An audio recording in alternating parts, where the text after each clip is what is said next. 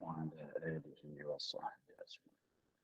سبحانك لا علم لنا إلا ما علمتنا إنك أنت وتب علينا إنك أنت التواب الرحيم. مستقيم وهداية لا حول ولا قوة إلا بالله. لا حول ولا قوة إلا بالله. لا حول ولا قوة إلا بالله. اللهم إنا نعوذ بك وإلهم الملائكة المقربين المسلمين والمسلمات وافتح لنا أبواب رحمتك وعلمنا أسرار رحمتك. رب اشرح لنا سرنا ولساننا وعلم عقدة من لساننا. قال الشيخ مسلم تعالى نفعنا بهم دارين. Sekian.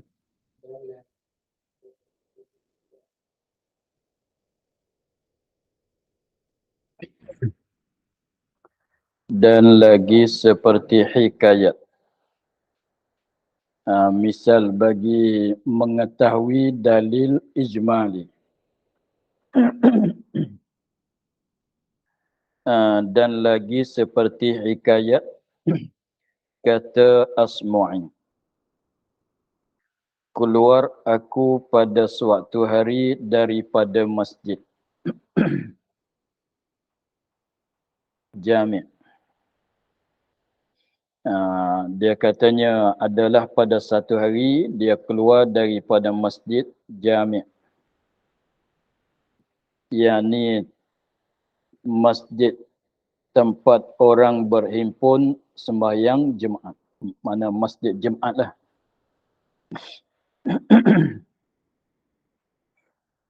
Masjid Jumaat. Yani tempat masjid Jami'. Yani tempat orang berhimpun sembahyang Jumaat. Mana masjid yang ada dibuat Jumaat, masjid Jumaat. Pada negeri Basrah. Masjid Jami' di Basrah. Lepas tu Basrah tu mana dia? Iaitu satu qaryah. Satu qaryah. Tapi kalau nak tilik mana betul-betul tu kampung, tapi bukan kampung, bandar. Suatu bandar, suatu qaryah yang hampir negeri Baghdad. Tak jauh dengan Baghdad. Katanya. Jadi katanya suatu hari dia keluar daripada masjid yang ada di Basrah. Maka ada aku berjalan. Dia pun berjalan keluar sambilan dia selepas dia keluar tu ada berjalan-jalan. Pada tengah jalan berjumpa dengan seorang Arabi. Di tengah jalan dia berjalan tu ada berjumpa dengan seorang Arabi. Orang Arabi ni yakni Badawi. Orang Badawi. Yang mendiami dusun. Orang Badawi yang mendiami dusun.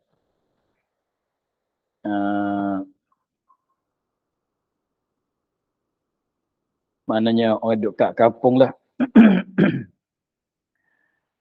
Menanggung ia di atas unta baginya.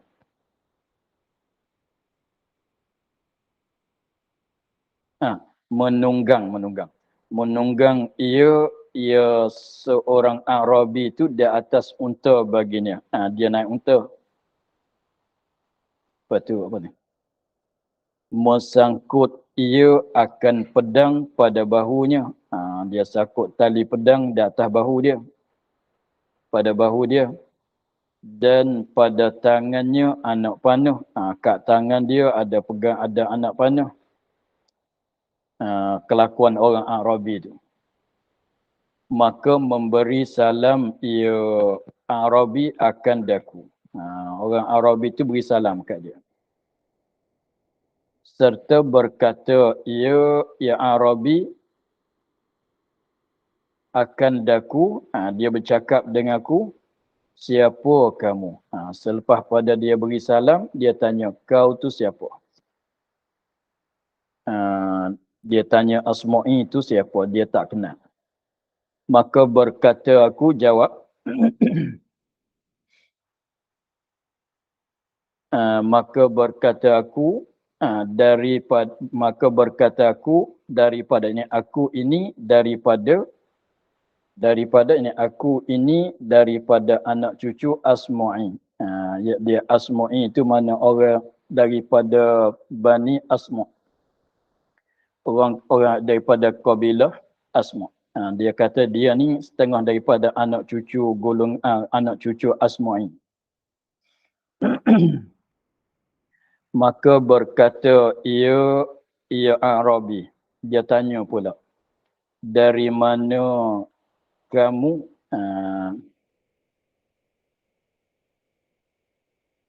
Dia tanya pula, kau daripada mana? Datang daripada mana?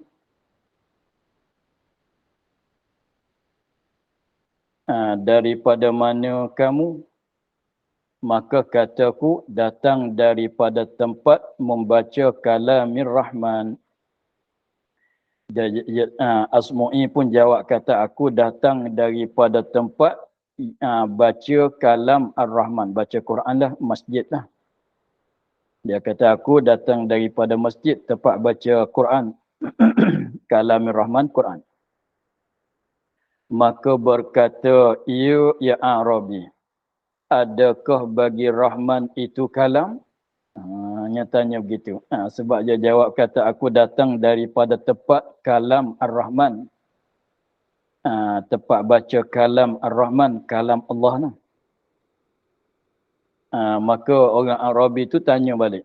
Maka berkata, ya Arabi, adakah bagi Rahman itu kalam?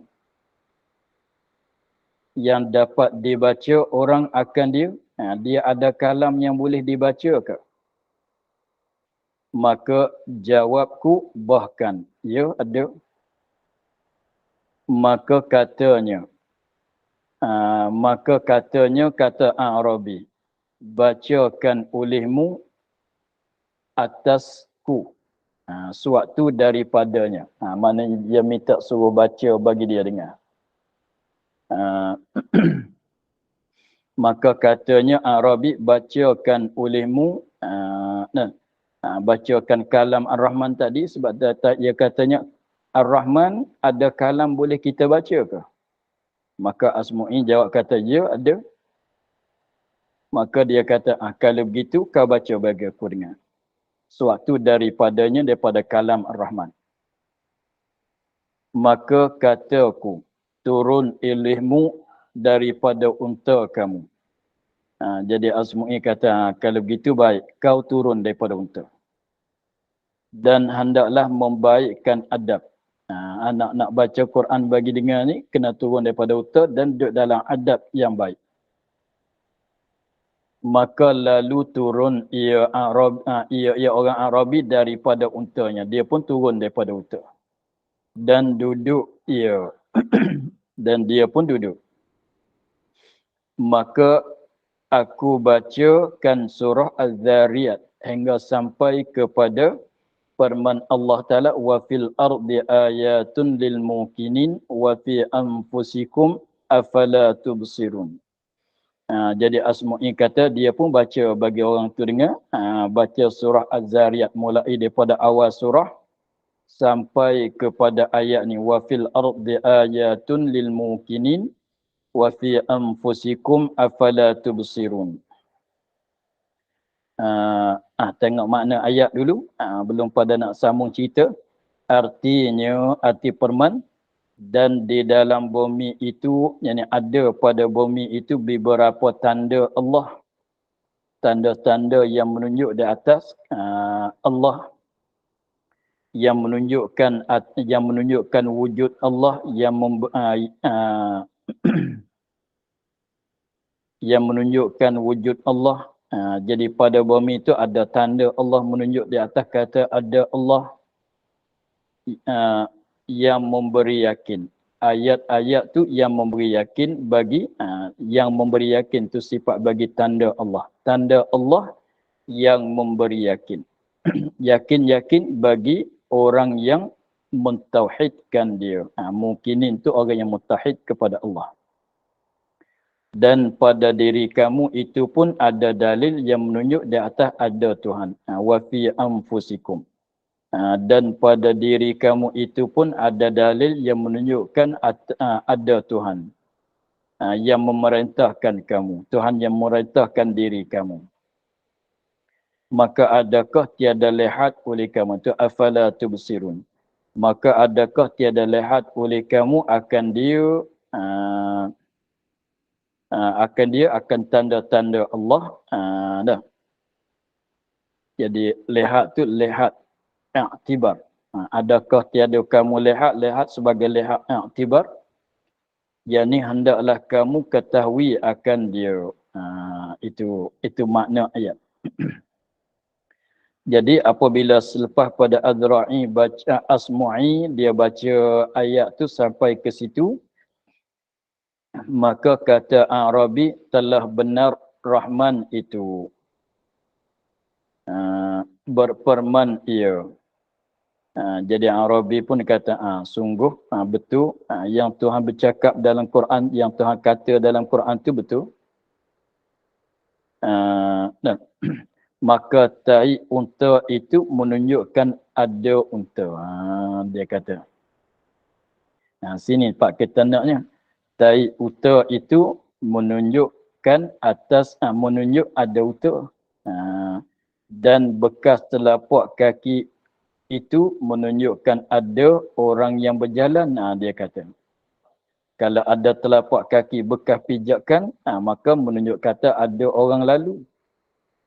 Ada orang berjalan dan langit itu ada buruj. Buruj tu apa dia? Buruj tu apa dia? Tempat berjalan bulan. Mana jalanan bulan. Buruj mana jalanan bulan. Jadi bulan tu dia berpusing, dia berjalan mengikut jalanan dia. Maka jalanan dia tu dikatakan buruj. Buruj tu tempat jalanan bulan dan bintang dan matahari.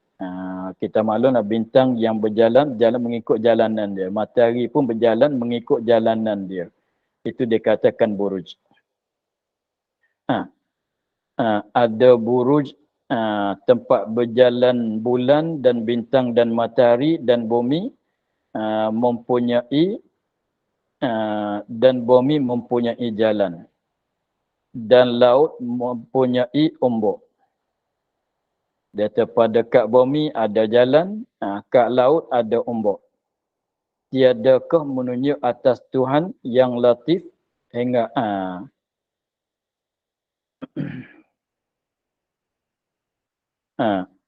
dan mana?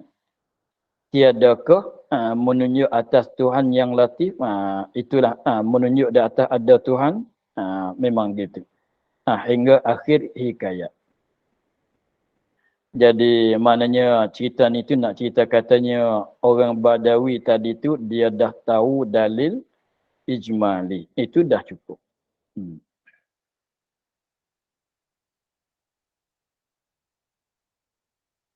Dan tiadalah berhajat hamba sebutkan hingga tamam hikayat. Tak kena sebut cerita lah. Cerita ni tak payah sebut habiskanlah. Kerana maksudnya hendak menyatakan dalil ijmali banyak orang dapat mendapatkan dia.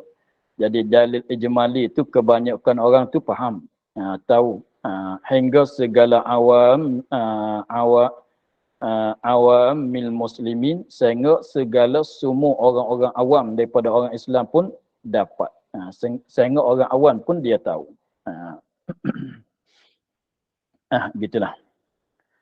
Maka hasilnya bahawa fardu ain kembali kepada asal fardu ain di atas tiap-tiap mukallaf mengetahuikan segala akidah dan mengetahuikan dalil bagi tiap-tiap satu akidah atas jalan fardu ain. Katanya maka hasilnya bahawa fardu ain itu atas tiap-tiap seorang yang mukallaf itu mengetahui dalil ijmali. mengetahuikan dalil ijmali adalah fardu ain bagi tiap-tiap orang yang mukallaf, tak kira lelaki perempuan.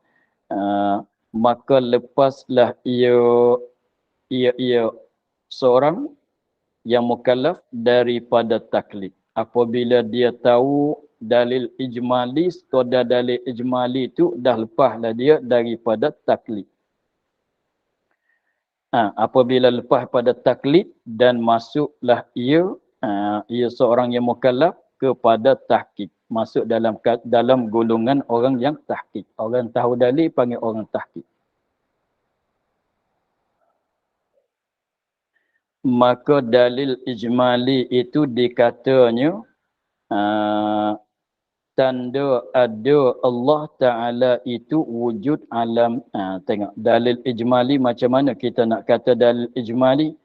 Tanda, katanya begini, tanda alamat, tanda ada Allah itu wujud alam. Ada alam inilah menunjuk kata ada Allah. Tandaan bagi ada Allah. Jadi kita tahu daripada mana kata ada Allah, tahu daripada ada alam ini. Sebab alam ini baru, asalnya tak ada. Kalau begitu kena ada Tuhan yang menjadi. Atau alam ini.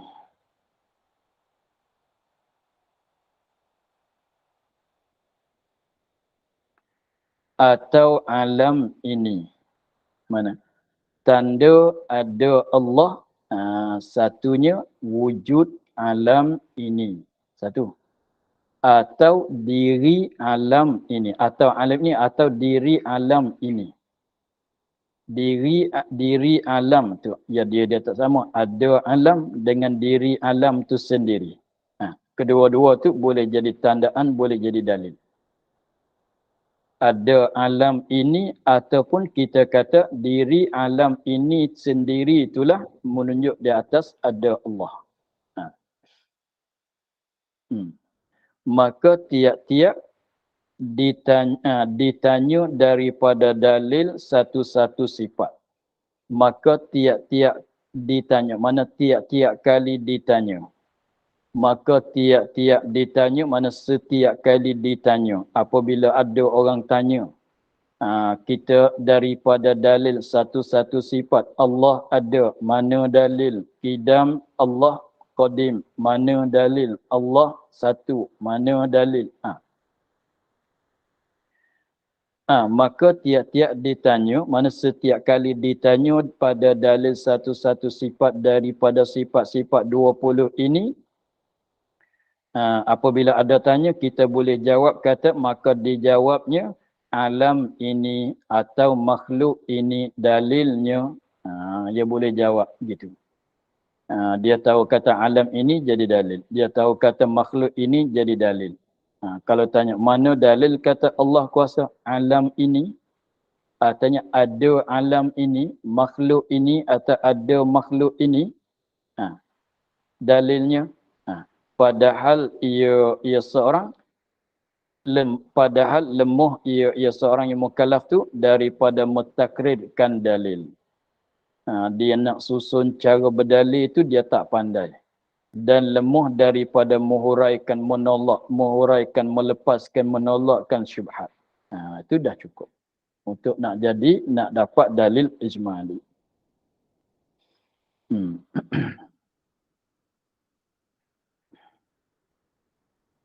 Dan kedua wajib kifayah. Dan kedua wajib kifayah.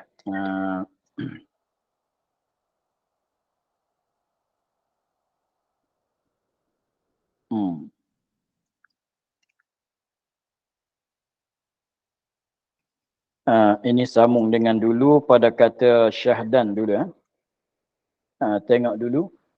Dia katanya Syahdan bermula belajar, bermula hukum pada belajar ilmu usuluddin dan mengajarkan dia itu wajib pada hukum syarak. Arti ditutupkan dia akan sebagai tutup yang lazim, tiada dimudahkan pada meninggalkan dia. Kemudian maka dibahagikan wajib syarak pada syarak itu atas dua bagai. Pertama wajib fardu ain, ni itu pertama. Maka ini yang kedua. Dan yang kedua ialah wajib kifayah. Jadi wajib atas jalan fardu kifayah di atas orang mukallaf belajar mengaji, belajar dan mengajar. Belajar dan mengajar akan ilmu usuluddin. Iaitu barang sakat manakah yang nak jadi fardu kifayah pula. Jadi yang fardu ain tu sekadar tahu dalil ijmali untuk nak bagi sah i'tikad lepas pada taklid tu fardu ain. Lepas tu sakat mana nak jadi fardu kifayah pula. Iaitu barang yang kuasa pada mentahqiqkan masalah dan kuasa menetapkan dalil. Jadi maknanya dia katanya dia kuasa mentahqiqkan, mengkejapkan masalah dengan dalil dia dan kuasa menetapkan dalil. Nak takrid, nak susunkan dalil, dia kuasa, dia pandai, dia tahu cara. Seperti kalau pandai kalau pandai begini, maka maknanya dia tu mengetahuikan ilmu yang wajib fardu kifayah.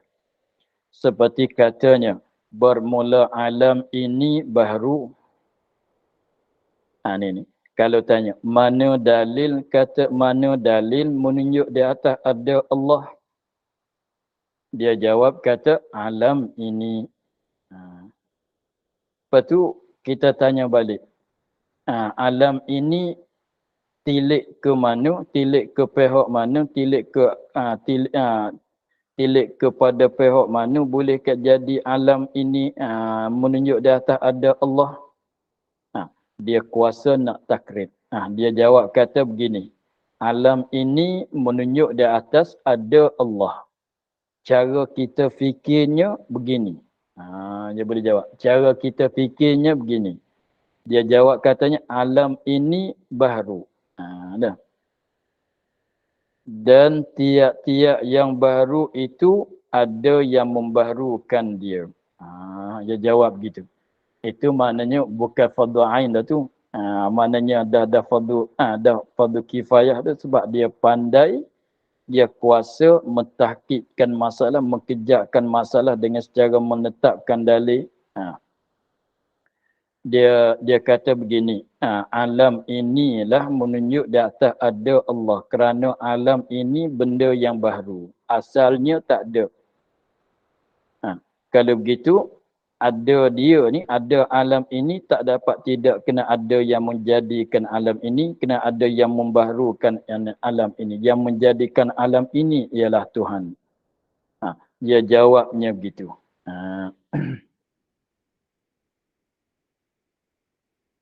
Tengok. Dia katanya bermula alam ini baru dan tiap-tiap yang baru itu ada yang membaharukan dia. Atau dia kata begini, alam ini mungkin. Dia tak ada kata baru, tilik kepada mungkin. Jadi maknanya alam ini jadi dalil bagi ada Allah bagi tiap-tiap sifat tu. Lepas tu tadi tilik kepada baharunya. Di sini tilik kepada imkan dia pula. Jadi alam ini tilik kepada baharunya jadi dalil. Alam ini tilik kepada imkan dia jadi dalil. Dia katanya tilik pada imkan pula, dia katanya alam ini mungkin. Mungkin maknanya sama di antara ada dan tiada. Benda yang sama di antara ada dan tiada. Mana bukan wajib ada, bukan mustahil ada, bukan. Dan tiap-tiap mungkin itu ada baginya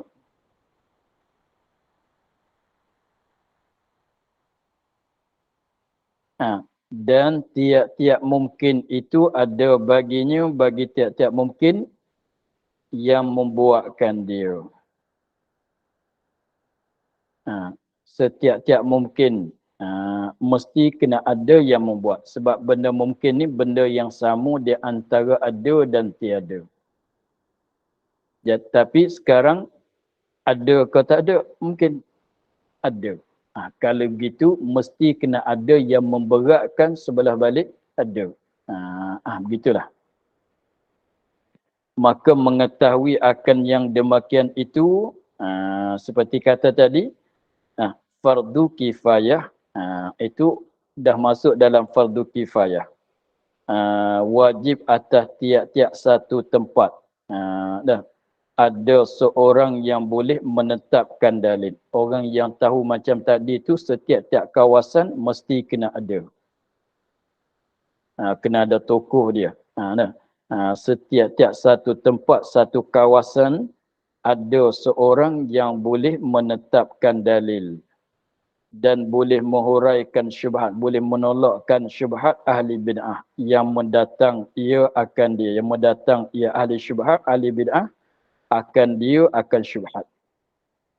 Supaya hendak menolakkan dalil kita, supaya hendak datang-datang tu, mendatang supaya hendak menolakkan dalil kita. Jadi ahli bid'ah dia bawa datang syubhat untuk nak tolakkan dalil kita. Maka mestilah dalam satu kawasan tu mesti kena ada orang yang pandai. Maka wajib ada pada tiap-tiap masafah qasar. Tu yang kata tadi. Wajib tiap-tiap satu tempat, satu kawasan. Luas mana? Luas mana? Satu kawasan yang kata kena ada seorang, satu kawasan kena ada seorang tu kira luas mana perjalanan dia. Maka wajib ada bahawa ada pada tiap-tiap masafah qasar. Orang yang mengetahui dengan demikian itu, fardu kifayah tu kena ada. Bukan setiap kampung kena ada lah. Jadi dalam satu masafah qasar kena ada. Dalam satu kawasan, dalam satu masafah qasar ada. Jadi contohnya, tengok kalau kita katanya Kelantan nak sampai Terengganu, boleh qasar lagi. Kita katanya, maka kalau kita katanya daripada satu kawasan tu, kita katanya kalau kat Kelantan tu dah ada. Lepas tu Kelantan dengan Terengganu tu dah itu tak sampai masafah qasar lagi, dekat kita katanya. Maka memada yang ada kat Kelantan saja. Tapi yang itulah jadi maknanya dalam sekitar satu masafah qasar, jaraknya 80 lebih-lebih, 80 km lebih-lebih, kena ada lah seorang.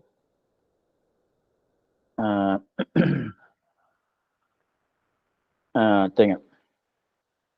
Kena ada lah seorang yang pandai, yang tahu benda itu.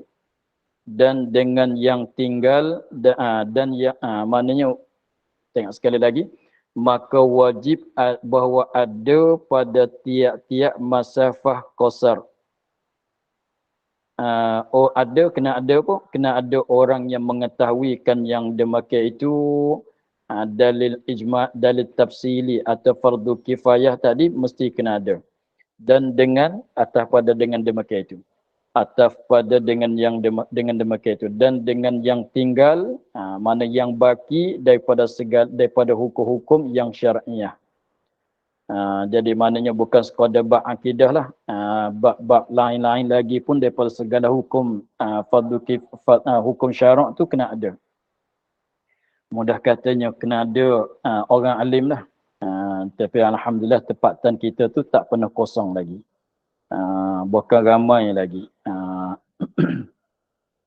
Dan pada tiap-tiap masafah adwa. Dan pada ni atas pada tadi, atas pada tiap-tiap masafah qasar. Tadi kalamnya maka wajib bahawa ada pada tiap-tiap masafah adwa. Setiap-tiap masafah adwa kena ada seorang qadhi. Masafah adwa ni maknanya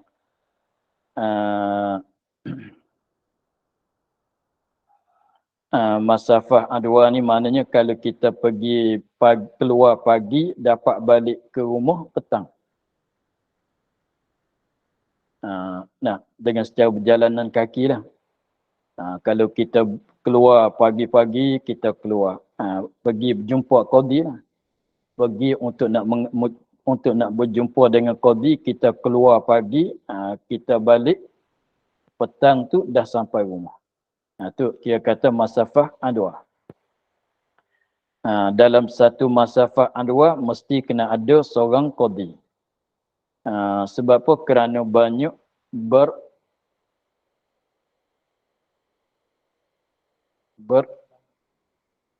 kerana banyak berbantah-bantahan. Dia qadi ni untuk nak melesaikan akan perbatahan di antara manusia. Apabila ada perbatahan, qadi lah yang membuat keputusan. Tengok. Jadi masafah qasar tu lebih jauh daripada masafah adwa. Masafah adwa ni dia dekat. Sekiranya keluar pagi dapat balik petang. Maka jika ada seperti demikian itu,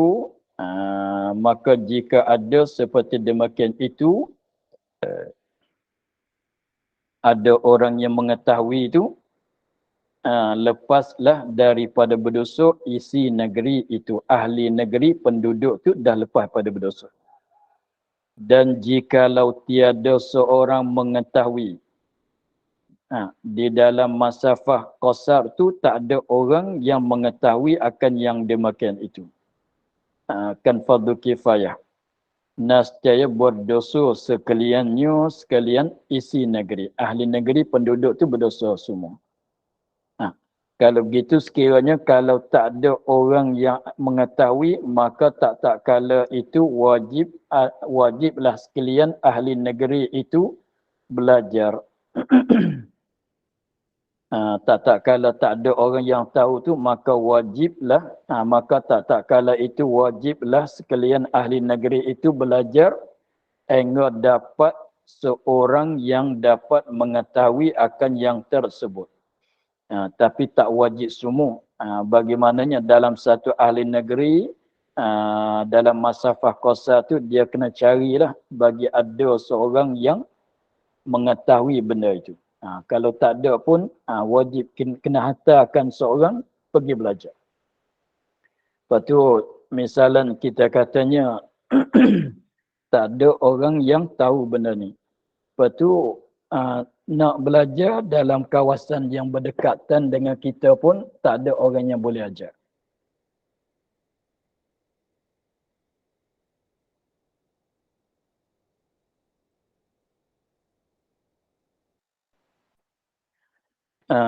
Nak belajar pun tak ada orang yang pandai nak ajar.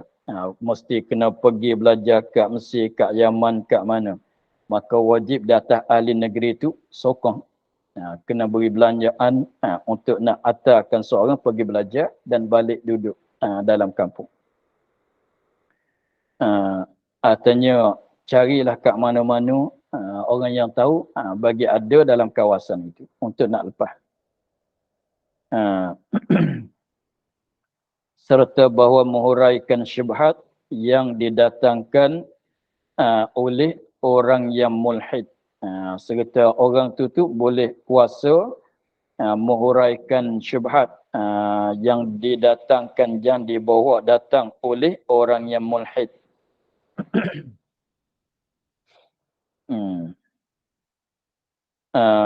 Orang yang mulhid ni berkata ia orang mulhid bahawa se'arat bagi alam ini baru. Tetapi tiada awalnya. Orang mulhid dia i'tikad dia begini. Dia katanya arat bagi alam ini, sifat bagi alam ini baru. Alam ini baru. Tetapi baru-baru dia tidak ada awal. Kita bukan begitu kan. Kita kata alam ini baru, baru tu ada dia, ada awal. Dah, asal tak ada. Tapi dia kata baru, tapi tak ada awal. Maka macam mana kita nak uraikan? Kena ada orang pandai. Kena ada yang pandai nak menolakkan perkataan dia tu. Wajib fardu kifayah kena ada dalam kawasan kita. Dan seumpama yang demikian itu daripada perkataan orang yang sesat. Seperti syubhat yang didatangkan oleh Mujassimah.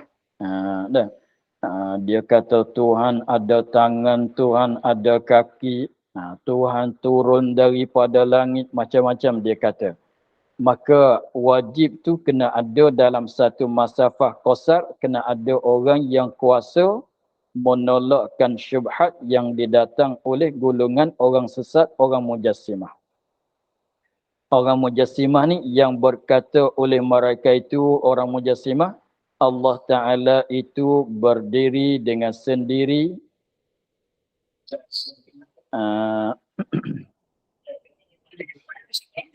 Dan tiap-tiap yang berdiri dengan sendiri itu jisim. Dia kata Allah Ta'ala itu berdiri dengan sendiri qiyamuhu binafsihi lah tu. Tapi dia kata tiap-tiap yang berdiri dengan sendiri itu jisim. Jadi Allah jisim juga. Maka jadilah Allah itu jisim. Zat Allah jisim macam kita.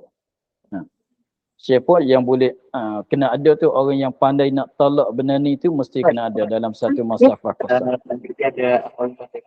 Dan adalah perkataan itu mana? Jadi Allah itu jisim. Allah berjisim tu perkataan itu salah. Maka adalah yang demikian itu syubhat-syubhat yang tersebut, maka adalah yang demikian itu syubhat-syubhat yang tersebut berkandak kepada ada orang yang menolakkan perkataan yang sesat itu.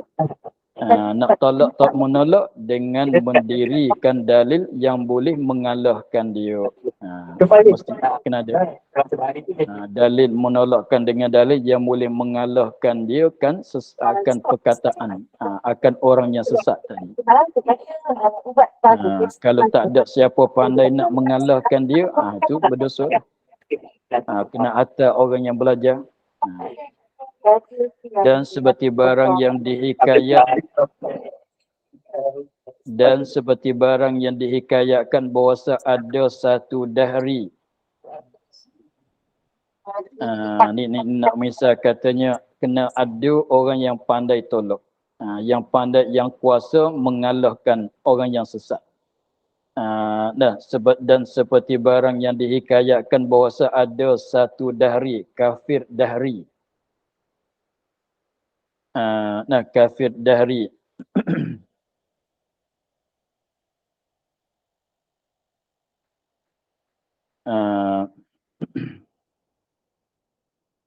Yang datang ia dahri pada zaman Hamad.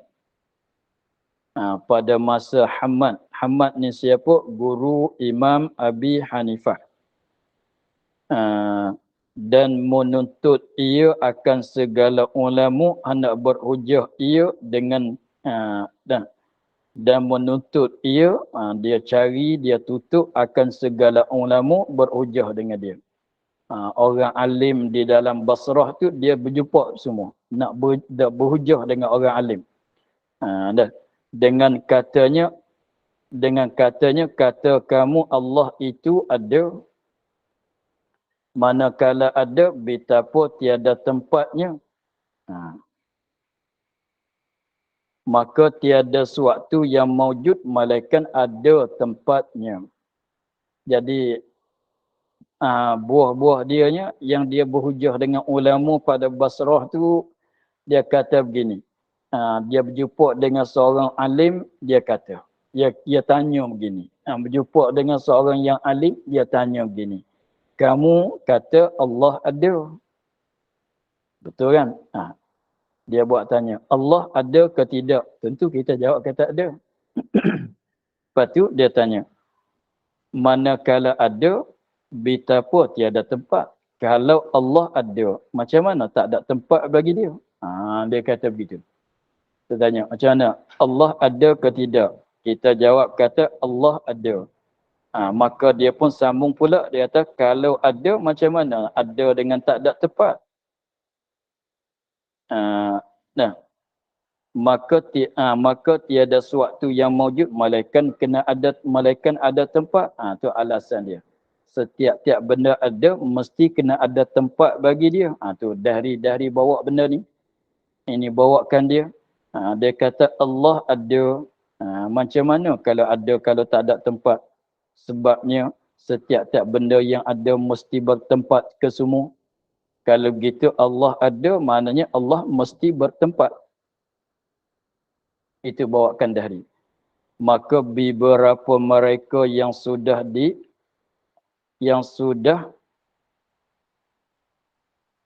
dialahkan oleh dari. Ni nak cerita dia. Maka beberapa mereka, ini ulama-ulama, beberapa ramai ulama-ulama yang sudah dialahkan oleh dari. Dialahkan kalah lah, mana nak jawab tak boleh. Dengan sebab dia katanya Tuhan ada, setiap-tiap benda ada mesti kena ada tempat. Macam mana kamu kata Tuhan tak bertempat? Padahal Tuhan tu ada, setiap benda ada mesti kena bertempat.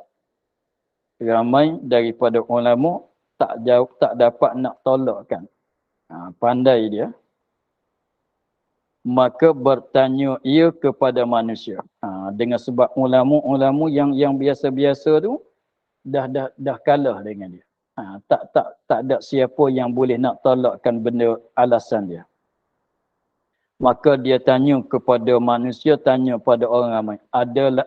Adakah lagi tinggal daripada ulama kamu seorang? Dia tanya, ada lagi ke golongan kamu, daripada kamu orang-orang alim lagi? Cari boleh seorang lagi nak berhujah dengan saya? Maka sahut orang banyak, orang ramai. Maka jawab, dia tanya, ada lagi ke ulama kamu? Jawab orang katanya, ada lagi. Ada lagi ulama seorang lagi, iaitu Hamad. Seorang ulama tu namanya Hamad. Maka berkata dari khalifah. Khalifah raja pada masa itulah. Hadirkan olehmu akan dia. Dia tutup kepada khalifah untuk bawa hadirkan, mendatangkan akan dia, akan Hamad pada aku. Supaya berhujah ia serta aku. Jadi dia minta daripada raja, khalifah pada zaman itu, untuk jemputkan hadir Hamad itu untuk dia nak berhujah dengan Hamad. Maka menyeru khalifah akan Hamad. Maka khalifah pun terima permintaan dia. Khalifah pun jemputlah akan Hamad datang. Jadi maknanya berdebat dengan Dahri itu di depan khalifah. Maka berkata Hamad, beri tangguh olehmu akan daku malam ini. Jadi khalifah tu, apabila khalifah tu jemputkan Hamad datang, maka Hamad jawab kata minta tangguh satu malam. Jadi hari ni tak boleh datang, minta satu malam, esoklah. Mana jemput hari ni, dia kata tak boleh datang, terus tak boleh datang. Minta tangguh satu malam, mana esok boleh datang. Minta tangguh satu malam. Barangkali dia nak buat kesiapan lah. Nak cadangan tu. Jadi Hamad tak datang terus dah. Hamad minta tangguh satu malam. Maka lalu satu malam. Jadi kalau kita kata hari ni jemput, dia minta tak datang hari ni, minta datang besok. Datang, maka tak kala berpagi, pagi esok lah. Kita kata jemput hari Jumaat, maka berpagi, pagi Sabtu. Maka tak kala berpagi-pagi, masuk waktu pagi esok, datang Abu Hanifah. Abu Hanifah dia nak datang kepada Hamad untuk nak belajar. Sebab masa tu Abu Hanifah sedang belajar bersama Hamad. Lepas tu pagi tu Abu Hanifah sebagaimana adat dia datang setiap pagi untuk belajar sama Muhammad. Dan adalah ia Abu Hanifah lagi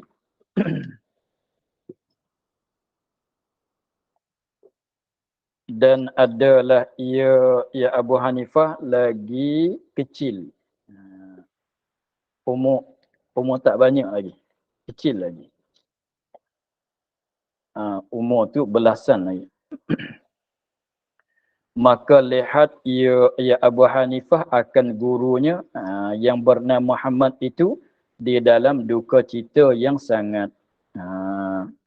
Abu Hanifah datang pagi dia nak pergi nak belajar lah. Tapi jumpa guru dia pagi tu, tengok guru dia tu terdapat guru dia tu di dalam duka cita dalam rusingan yang sangat.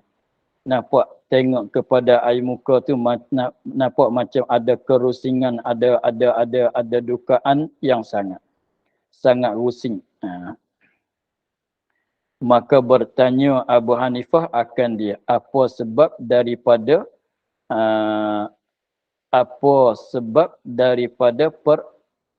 percitaan ini. Duka cita tadi dah. Jadi Abu Hanifah pun tanya, apa sebab jadi duka cita nampaknya pada pagi ni? Maka berkata ia guru Hamad.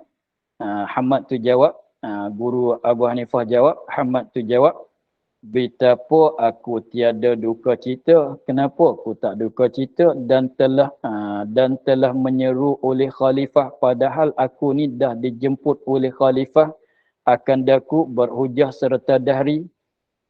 Barangkali dia dah kenal tu jaksa dahri tu. Lepas tu khalifah jemput dia untuk berhujah dengan dahri. Lepas tu barangkali dia pun fikir buah-buah nak jawab dengan dahri itu tak nampak wajah lagi. Sebab kalau dah nampak nak jawab begini, nak jawab begitu, segarlah hatinya. Ni nampak rusinya, kata kenapa aku tak duka cita padahalnya semalam tu dijemput oleh khalifah untuk berhujah dengan dahri. Boleh jadinya dia sekarang tu tak tahu nak jawab lagi tu. Dan telah menghimpunkan segala ulama khalifah dah himpunkan segala ulama dalam majlis itu.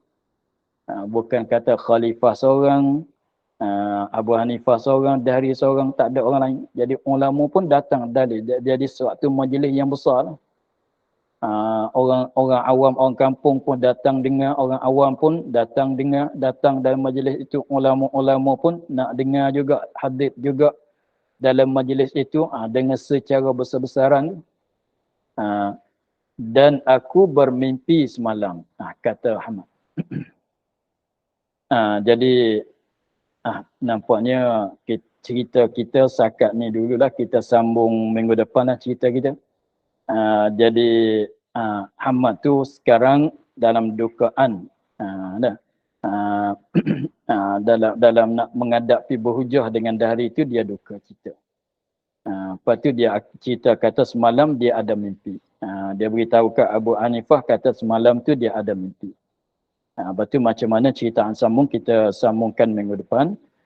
Untuk hari ini kita akhir pada kata dan aku bermimpi semalam di dalam tidur.